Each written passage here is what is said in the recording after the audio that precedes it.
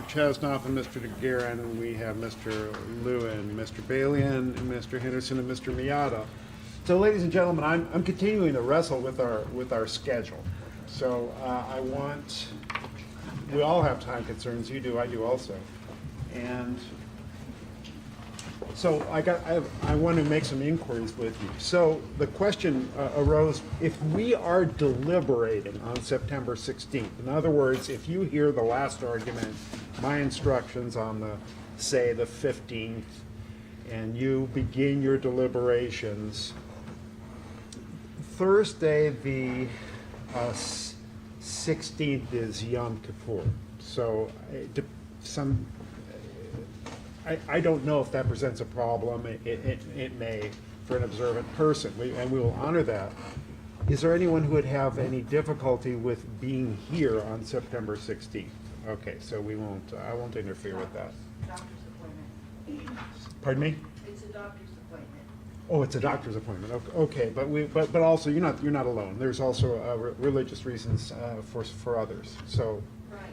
so September 17th is a Friday, and I recognize we have you here Monday through Thursday, many of you, only because you're able to do some things on Friday.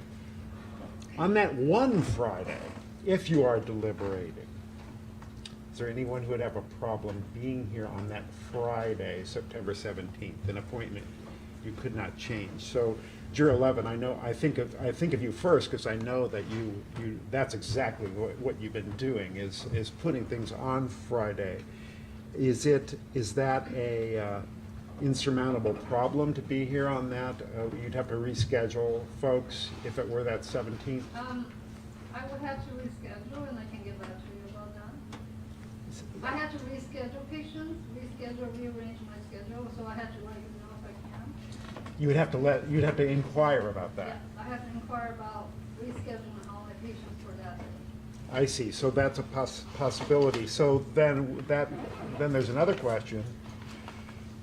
September the 10th also is a Friday, and that is, if we are not in session on that Friday, it'll be a 2-day week because we're not going to be in session on the Monday and the Tuesday. We wouldn't be in session on that Friday. Raise your hand if there's an issue for you with, we have 1, 2, at least 2 jurors, 3 jurors for whom that would present, possibly 4 jurors for whom that would be a difficulty. And I don't want to cause you difficulty. The whole point is for us to be able to get through this together and do complete our work here, and I don't want to interfere with you, so I will put that in a computer and see what comes out. But as far as the 17th, yes, I could change the 16th if that were other things.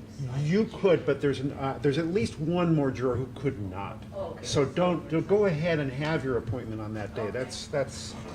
That's fine.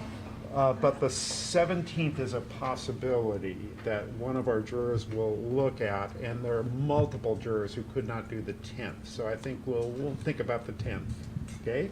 But we will think about the 17th. That may be, in fact, a day when you're deliberating, and it may be very useful for you. So I'm going to also talk with the lawyers about their work and making sure that we can conform to your schedule and not and do what we need to do. So thank you. So with that, Mr. Lewin, you may resume your examination. Mr. Durst, this morning I showed you a handwriting report. Do you recall that? Yes, And you agree you had a chance, you looked at that handwriting report, correct? I had a chance, yes. And I was Mr. Henderson briefly put it up on the screen. Do you recall that? No, You ended up, Mr. Durst, after you ended up looking at the handwriting report, I was examining you regarding your friend who you bought the marijuana from. And what name did you say? What was his name? Danny Cunningham. Mr. Durst, are you aware of what the name of the handwriting expert on the report that I gave you was? No, Lloyd Cunningham. maybe they're related. Is it possible, Mr. Durst, or is in fact what happened, that similar to the movie Usual Suspects, you looked at this report, you saw the name Cunningham, and that's the name you decided to give when you were naming your marijuana dealer? Isn't No, that what is- happened? That is not possible. So it's a coincidence that you came up with that name, even though we showed you before that it says Lloyd Cunningham on the report? Object to the terminology. Come up. It's a comment. Overall, commenting is, To the the only best of comments my that are knowledge. inappropriate are comments in response to a question, so a comment is not per se an objection or objectionable. So the phrasing of this question is allowed, overruled. All right, Mr. Durst. I'm trying to answer your question. Oh, I thought, go ahead. I assume that it is a coincidence, but for all I know, they're related. Okay. Do we have the image of the freeways or highways or no? Okay. I've got a Google map that's up on the board right now. And before you put that up, take it off for a minute. Before I put it that up, board. that screen needs to be eliminated. Okay. Can you just have it ready, Tim, but just take it off right now, if you can. Thank you. Mr. Durst, you were relating previously that you were traveling down the 5 freeway from Eureka and that you ended up feeling a headache and getting off in Bakersfield. Is that correct? Correct. And do you remember what exit you took from the 5 freeway in Bakersfield?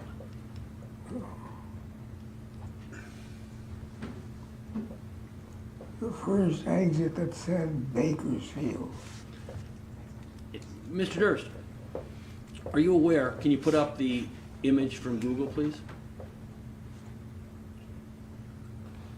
Are you aware, Mr. Durst, that the 5 freeway doesn't go through Bakersfield? Oh, it goes near Bakersfield. Well, isn't it true, Mr. Durst, that you said that you were on the 5 freeway and that you got off in Bakersfield? Is that correct? Correct. I want you to look, Mr. Durst, at the map. Would you agree, Your Honor, will the court take judicial notice that that Bakersfield is off the 99 and not off the 5 freeway? Sidebar. I don't see the 5 freeway on the map.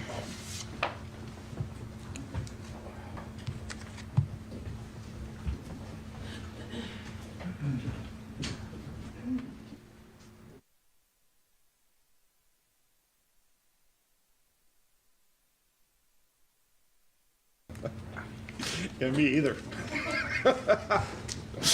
Sure, yeah. Thanks. Well, I'll share it with you later. It's a jury schedule issue very far in the future.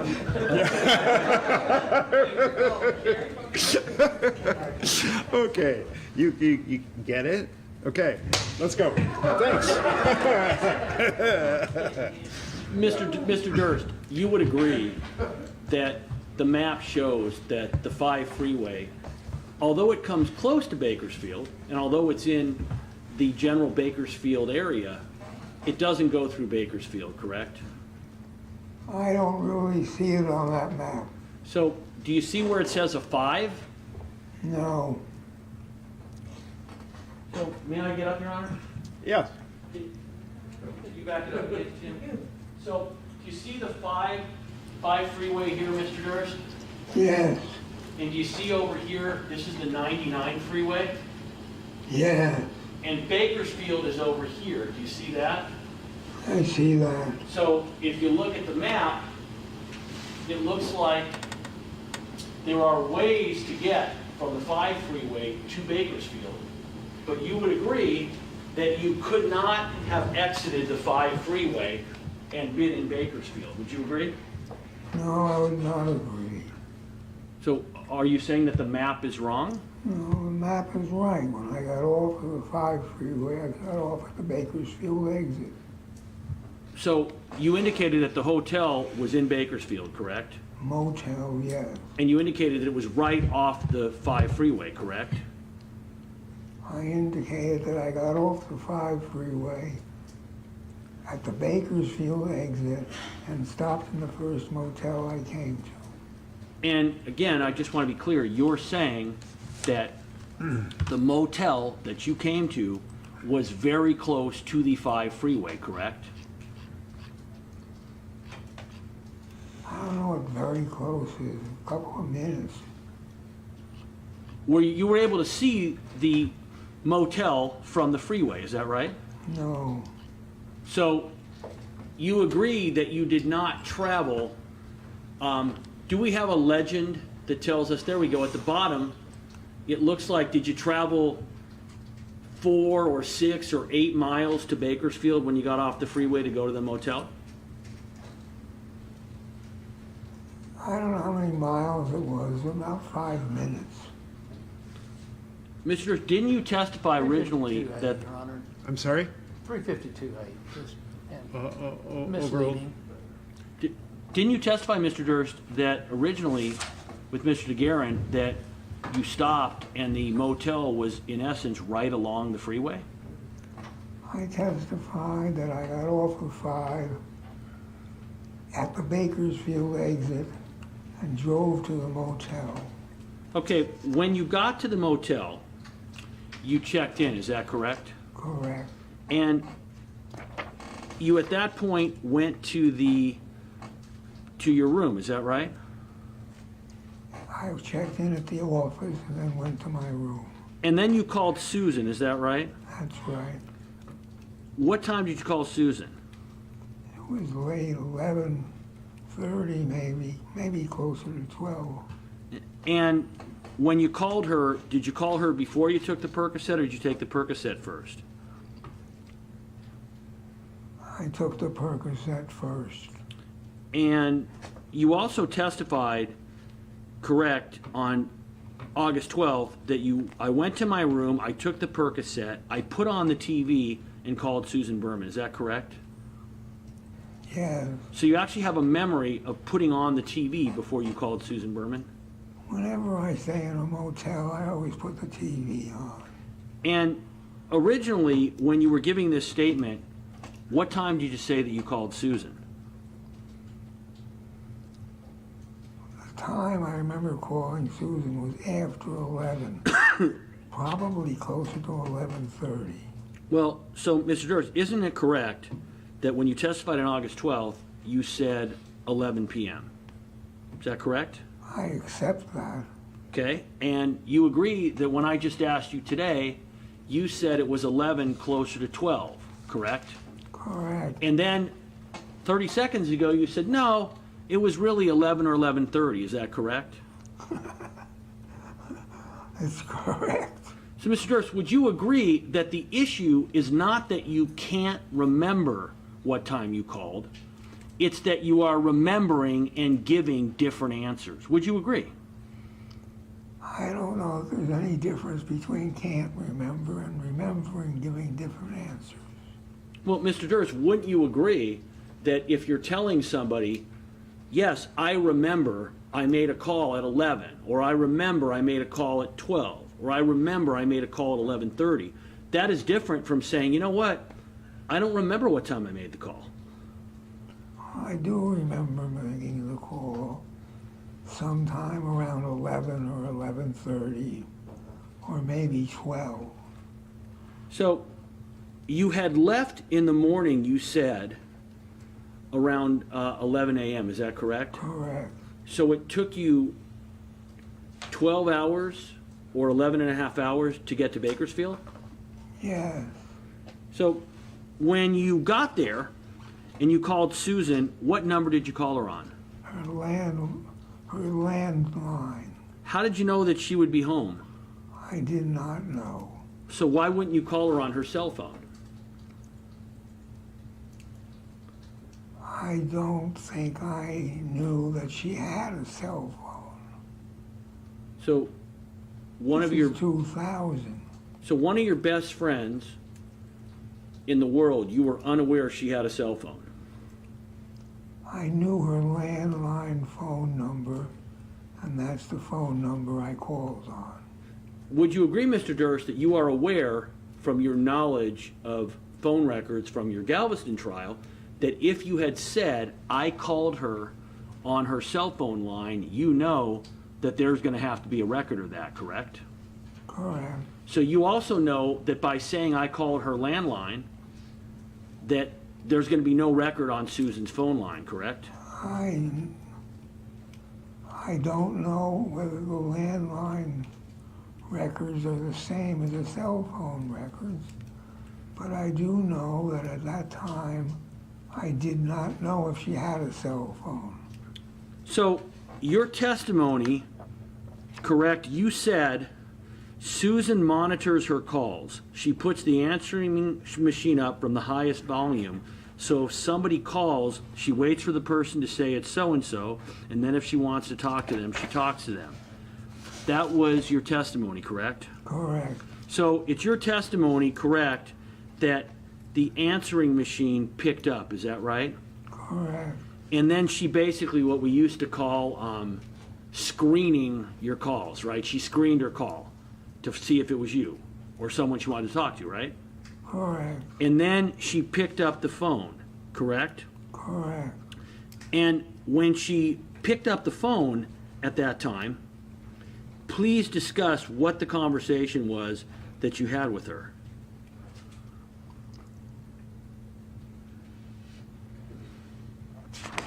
Susie, it's Bobby. Pick up the phone. Bobby, are you here? No, I'm having one of my episodes. I'm in Bakersfield in a motel. Do you want me to come get you?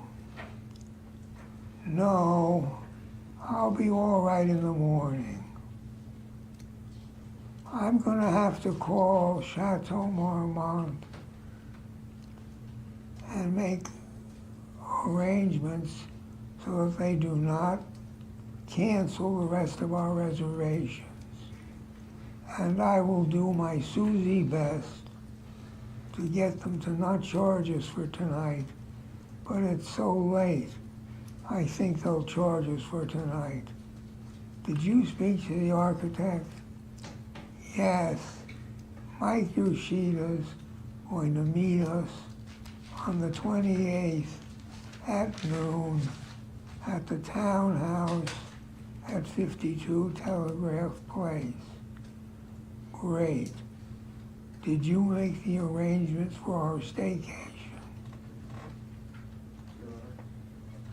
Yes. We'll take a break and I'll still make the records. Okay. I don't interrupt you. Were you finished, Mr. Durst? Did you make the arrangements for our staycation? Yes, I got the literature on the boats to Catalina. Good night. Good night. When you called, you said that you heard the TV in the background. Is that right? Correct. At one point, Mr. Durst, and I'm asking because I'm not sure, did you say that you thought that there was somebody else there? I'm pretty certain there was somebody else there. Twice Susan said to me, hold on, and I could hear her talking to someone. So she told you, hold on in the middle of the conversation. Is that correct? Twice. Is that right? Correct. Would you consider that to be an important point in telling the story? I don't know relative to what. Well, Mr. Durst, you would agree that Susan Berman is about to be murdered either that night or the next morning, correct? Correct. So would you agree that the fact that apparently there was somebody with her that you heard her talking to twice would be an important point? I guess. Well, Mr. Durst, wouldn't you agree that that person potentially could be her killer? Correct.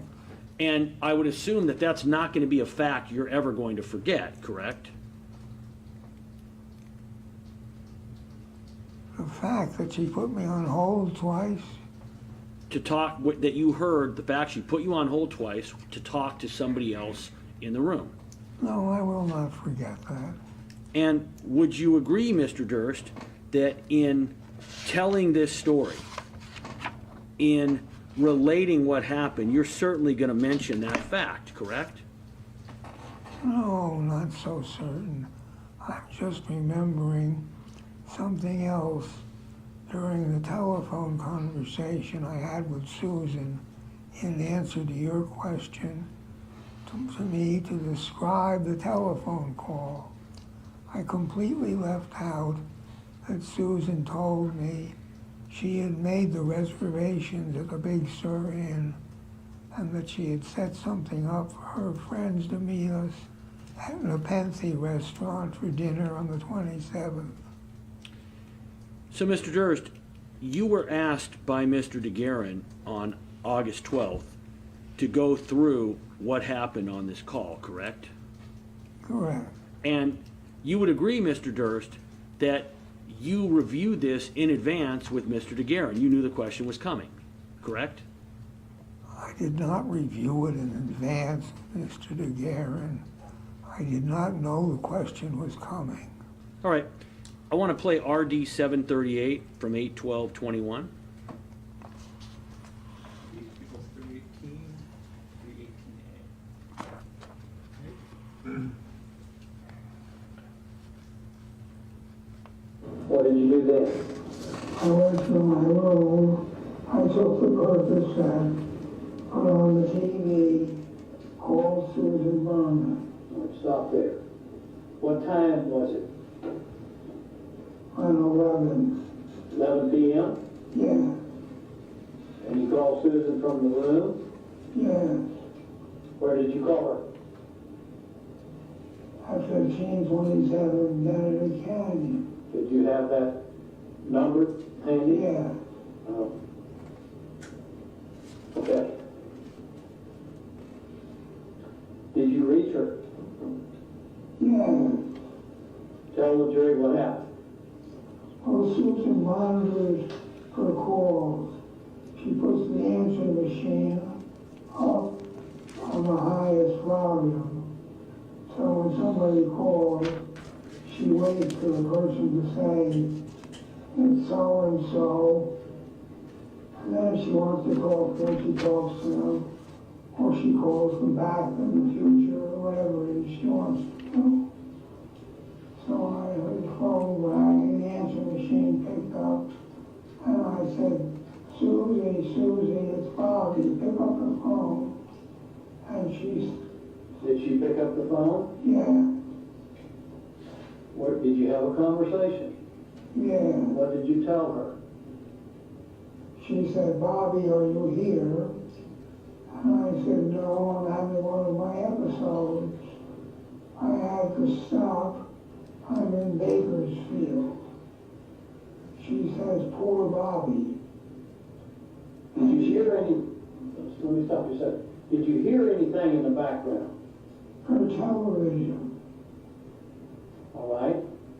Go ahead. What happened next? So she says, poor Bobby, do you want me to come get you? And I said, no, I should be mostly better by the morning. She said, I'm going to call whatever the chateau is. Marmont, is that it? Well, I don't know. Is it Marmont or Los Angeles?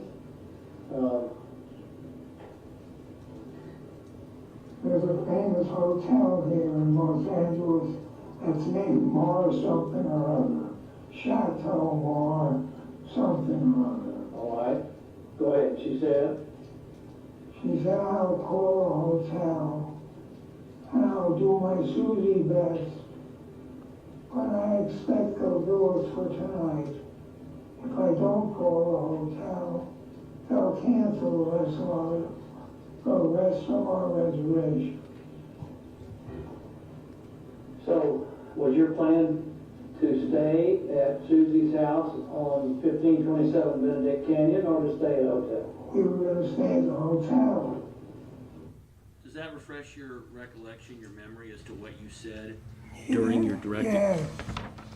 So you need to, I know you understand where I'm going, but just for the court reporters, you need to let me finish the question before you answer. You understand that, right?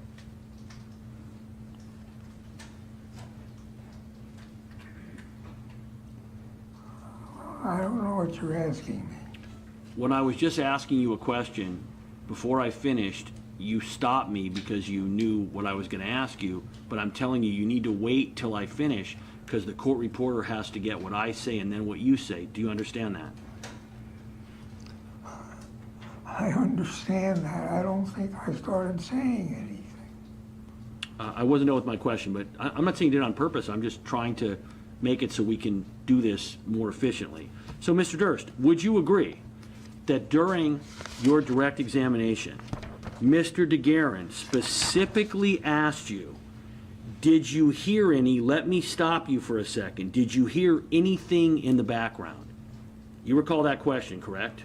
Oh, I just heard what I just saw, yes. Right. He asked you if you heard anything in the background. Did you answer at any point, yes, I heard Susan talking to somebody else, and in fact, she put me on hold twice to talk to that person. Did you mention that at all? No. Mr. Durst, can you explain how, in going through this important call on direct examination by your lawyer, that you could somehow omit to mention that Susan might have been talking to her killer when you called? I omitted it. I don't know why I omitted it, but I just described how in this conversation, when you asked me to describe the conversation, I omitted that we were going to go to Big Sur Inn and that she had made reservations. Mr. Durst, do you think that omitting invitations about Big Sur, do you think that is the same level of omission as being asked a direct question of what you heard in the background and then failing to say, oh, I heard Susan talking to somebody twice? Do you think those are the same kind of omissions? Yes. Would you agree, Mr. Durst, that a jury listening to you describe what happened, strike that. Do you agree, Mr. Durst, that you went into pretty intricate detail with Mr. DeGuerin of what you did?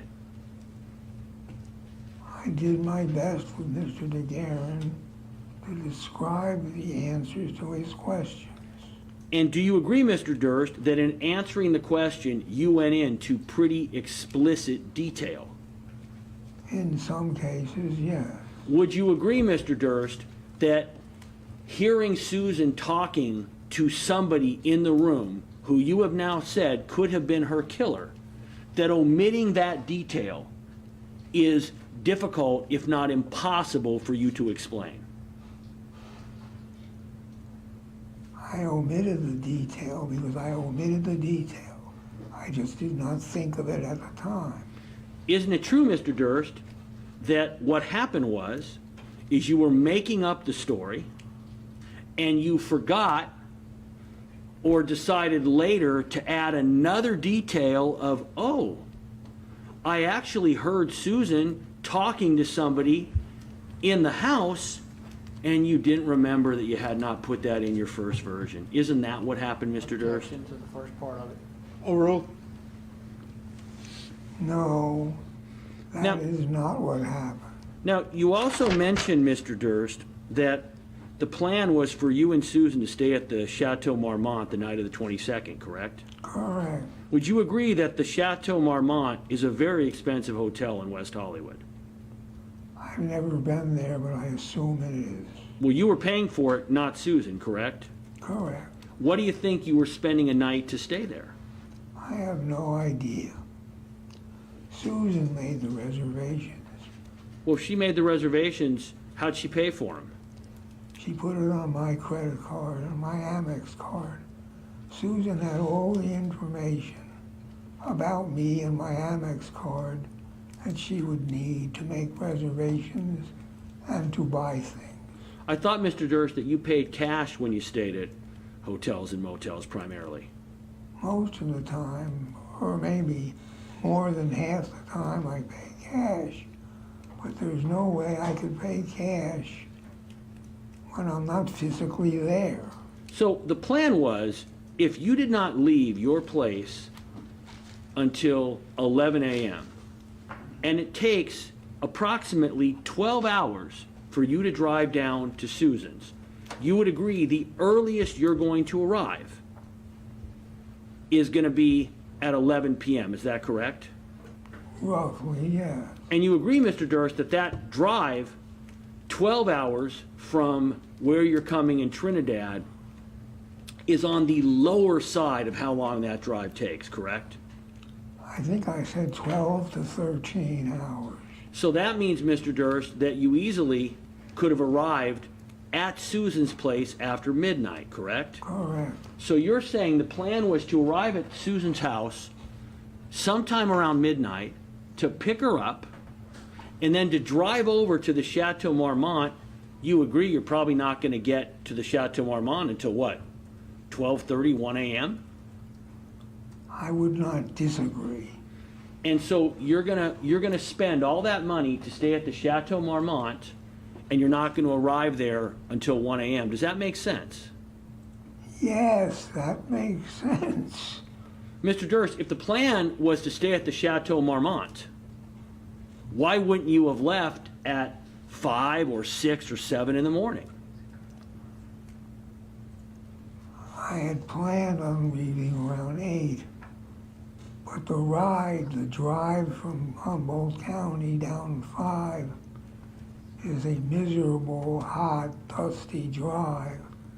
The whole way down, you'll have an 18-wheeler in front of you, an 18-wheeler in back of you, and an 18-wheeler on one side of you. So I was dreading the drive, and I just kept putting off leaving.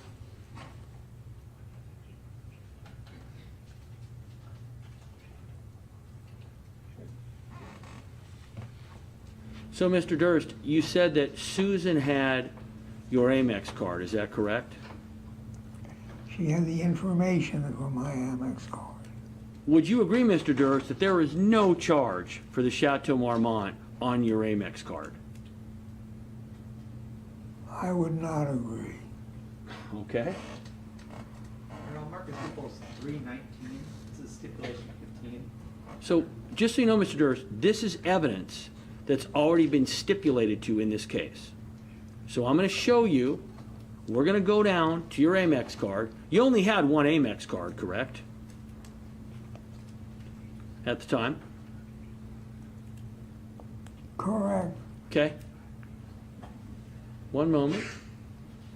So equals 319 is stipulation 15. It reads as follows. The documents marked for identification as People's Exhibit 320 is a true and correct copy of business records maintained by American Express Amex. And before we go there, Mr. Durst, it is your testimony that we should see a bill from the Chateau Marmont for December the 22nd, correct, of 2000. Is that right? Correct. All right. Equals 320 are those Amex records. On the screen is December 2000. So, do you agree, Mr. Durst, that on December 18th there is a charge? Let's back up. Your card 3713-839, whoops. Do you see the 3713-839-619-93004? That was your American Express card, correct? I wish I remembered. Well, you said you only had one, so I would assume you would agree. Do you recognize, by the way, the name Deborah Cheriton? Oh, hold on, John. Let's mark this, John, pages, let's just mark this particular month's charges. We'll do pages 1 of 6 through 6 of 6. 1 through 6 of 6, and mark them as the next exhibit in order? 320, right? So I want to stop for a second. You were enrolled, Mr. Durst, in the, let's back up. Is it fair to say that you charged a whole lot of money on your American Express card?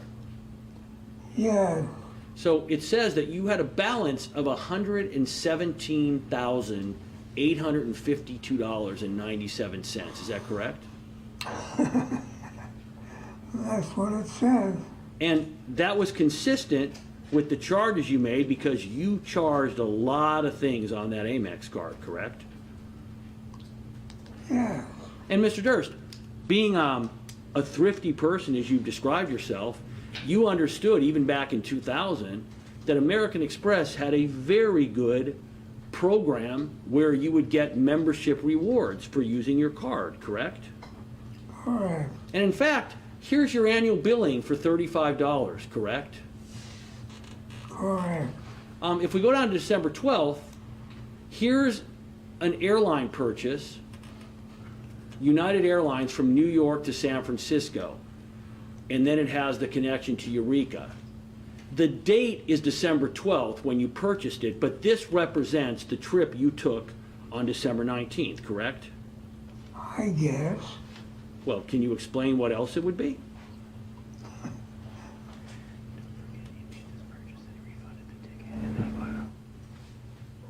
No, I cannot explain what else it would be. Okay, please lower it. Let's go to the next screen. You would agree that this has information on it. I don't want you to discuss every charge, but I want you to review very briefly the charges that you're seeing here. And I want to ask you, these are merchants that you were dealing with in 2000. This appears to be your credit card, correct? Correct. Okay? And as an example, back up. You don't have any problem taking limos, correct? Correct. Limo service is a frequent expense for you, correct? It depends what you mean by expensive. No, what I asked you is I said frequent, not expensive. Oh, in New York I used a limo. Okay.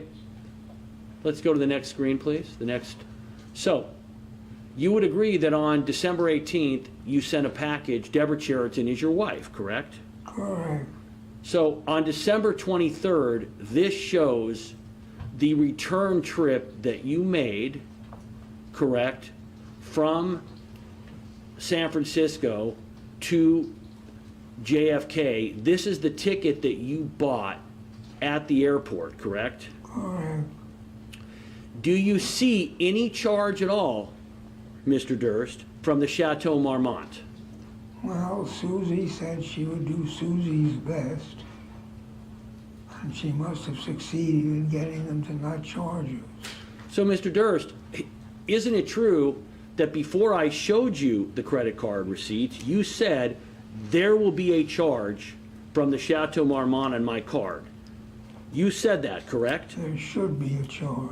You didn't say at the time, you know what, I don't know if there's going to be a charge because maybe Susie did not get you charged. You would agree that the earliest that she could have called the Chateau Marmont would have been, depending on your various versions, 11 p.m., 11:30 p.m., or midnight, correct?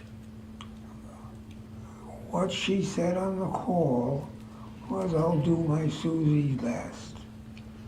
Whether it was at 11 or 11:30 or 12 o'clock, I think is at the height of irrelevance. Well, Mr. Durst, so you're going to end up finding her body, we're going to get there in a moment, the next morning, is that correct? Correct. And it's your position that the killer was very likely the person who was in the house when you made the call, correct? No. Oh, okay, who was the person that was in the house that Susie was talking I to? have no idea. Well, Mr. Durst, when do you think Susie was murdered? I think the forensics said sometime between 6 p.m. on the 22nd and 12 p.m., 12 a.m. on the 23rd. You would agree, though, Mr. Durst, that by the time you get to the house, her body or her breath, depending on your statement, is cold, correct? Correct. So would you Wait agree? a minute, I'm back at that again. I put my hand over Susie's face and it was cold. When I lifted her by her arms, I don't remember feeling any particular hot or cold sensation. But you would agree, Mr. Durst, that for her face to be cold, that it would appear that she's been dead for some period of time, correct? I'm not a medical examiner, I don't agree. Well, you have done what was basically an autopsy, correct? Is that correct? No, Well, when you carved up Morris Black, was his body warm or cold? cold. And you would agree, Mr. Durst, that for the body to get cold, it takes some time, correct? Sometime. I don't know how long it takes for a body to get cold. Do you know what body stiffening is, Mr. Durst? We had the coroner testify about it. Also called rigor mortis. Oh, yes, I know that rigor mortis exists. And at some point in time, I would assume that you observed Morris's body to go into a rigor mortis state, correct? No, Well, Mr. Durst, he dies, you're with the body. You come back after your walk, you're with the body. You come back the next day to dismember him, you're with the body. So you're saying his body never stiffened? I don't know if rigor mortis set in or not. I did not experience it. Well, Mr. Durst, are you aware of how it would be that rigor mortis would not set in to somebody who is dead? Well, I've heard this testified to a number of times, and I really don't remember the timing they all have. Would you agree, Mr. Durst, that when you saw Susan, she was not in rigor mortis, correct? Correct. And you would agree, Mr. Durst, you heard the testimony of the coroner, that that indicates, the coroner would say that that means she had to have gone in rigor mortis, and then the rigor mortis would have had to have gone away, which means that she has to have been dead for a number of hours. Would you agree? What is a number of hours? Well, did you hear the testimony of Dr. Fajardo regarding rigor mortis? I heard it. Well, isn't it true, and again, I'm going to have to, I don't want to paraphrase here, but Dr. Fajardo testified, Mr. Durst, that rigor mortis, he talked about the onset of rigor mortis, how long it takes to happen. Then he talked about how long rigor mortis lasts. And then he talked about how long it takes for rigor mortis to go away. Do you recall, forgetting about the exact hours, do you recall that testimony? I'm aware that after a certain number of hours,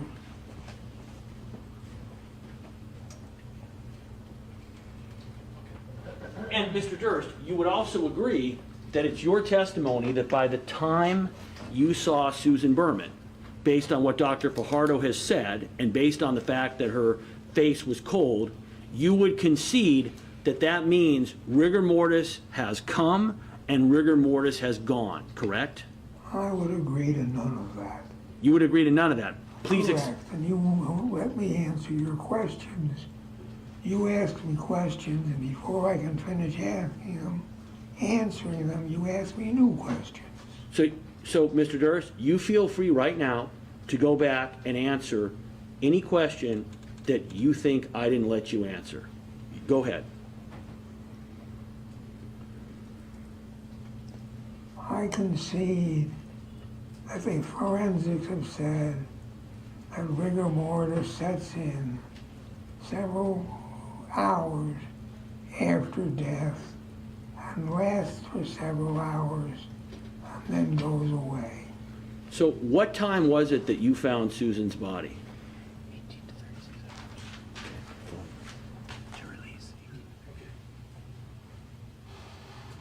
Withdraw. Are you aware that Dr. Fajardo testified that rigor mortis takes 18 to 36 hours to come in and then completely go away? Would you agree? That's what he testified to. Or do you have an argument with that? I would not disagree with Dr. whatever his name is, opinion about how rigor mortis works.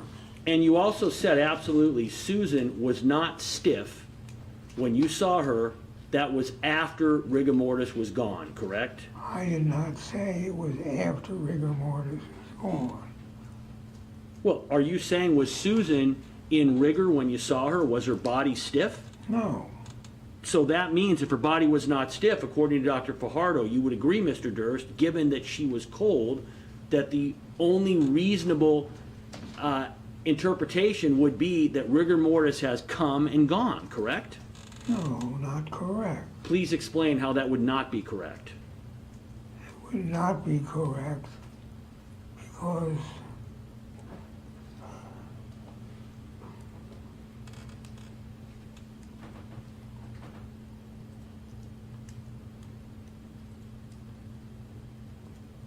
the testimony about rigor mortis was that it starts a certain number of hours after death and lasts for a certain number of hours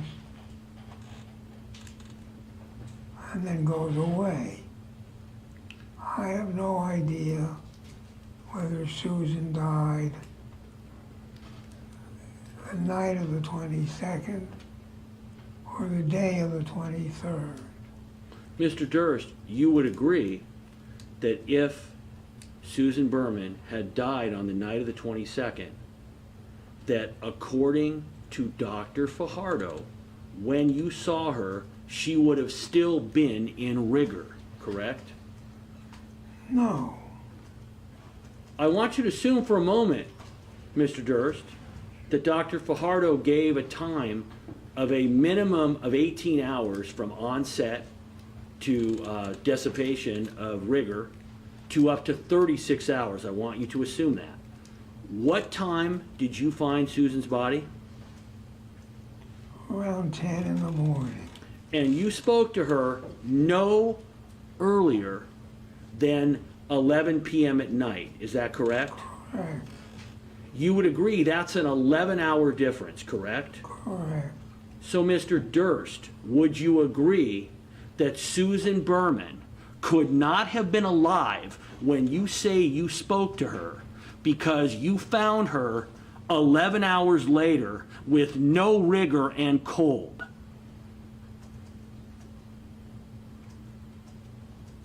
What is the question?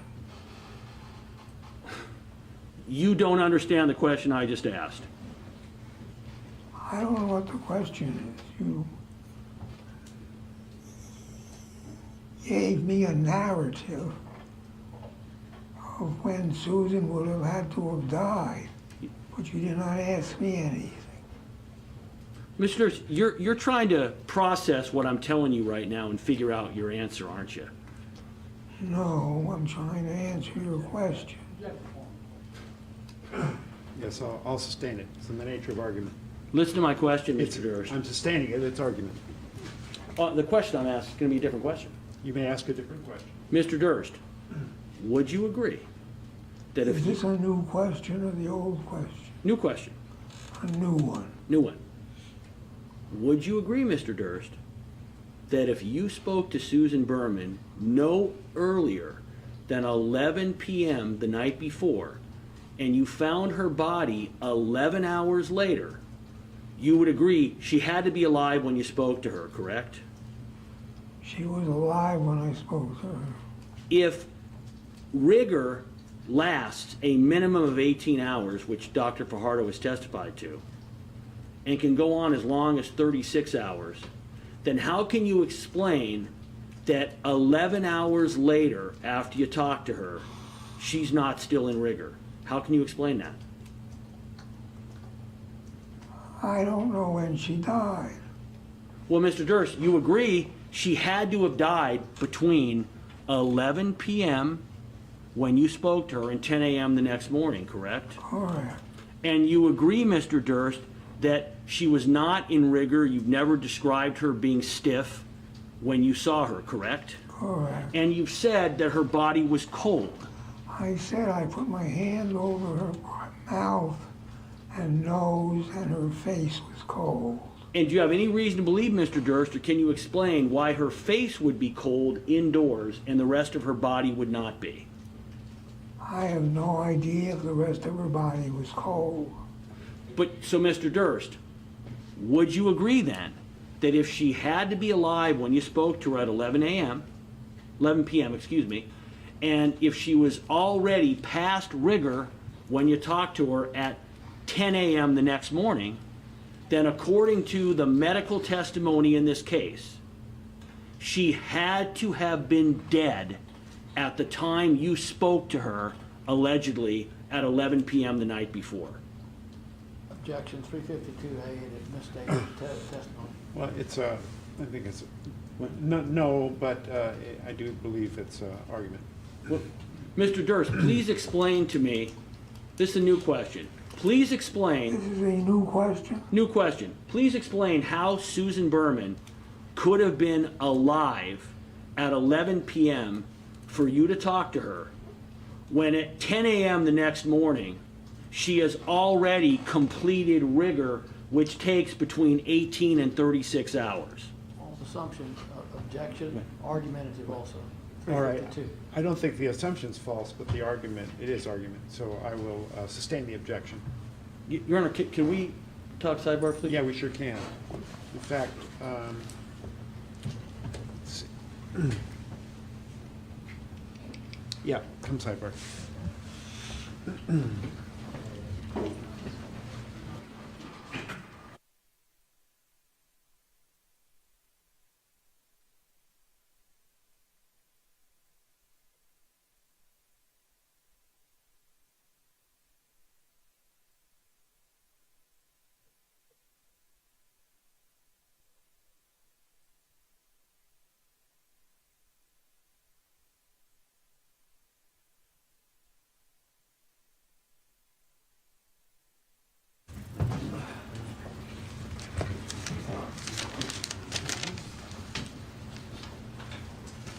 You need a break now? Yeah? No? You need a break? All right, then we'll take a break, we'll take our break until 3 o'clock. Okay? We'll take a longer break. So do not discuss the case